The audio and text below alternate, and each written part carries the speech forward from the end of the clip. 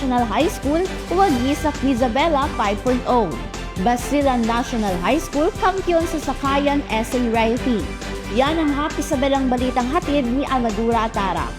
Nandito tayo ngayon sa JB Dance City Hall na kung saan makikita natin ang galing at husay na mga manlalahok dito sa naratanging paligsahan ang Quizabela 2025. Samahan niyo ako na kung saan makikita natin ang kultura ng lungsod ng Isabela. Sumabak ang mga kabataan Isabelenyo mula sa 16 na pampubliko at pampribadong paaralan sa tagisan ng talino sa Quizabela 5.0 Interschool Competition na ginanap noong ika-28 ng Abril. Bagamat lahat ng kalahok ay nagpakita ng angking talino at determinasyon, itinanghal na kampiyon ang Malamawi National High School. We're very overwhelmed, of course. Not to forget it, our school principal, Sir Jem. Hello! So, sabi nga ng hashtag namin, Malamawin.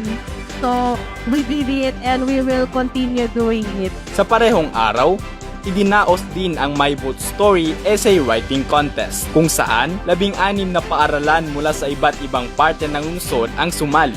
Namayagpag naman sa larangan ng pagsulat si Princess Rian de los Reyes mula sa Basilan National High School. Ang mga ganitong patimpalak ay hindi lamang nagpapalalim ng kaalaman, kundi nagsisilbing tulay upang maipakita ng mga kabataan ang kanilang pagmamahal sa lungsod ng Isabela. Ako si Ahmadula Tara, nagbabalita para sa Balitang Happy Isabela.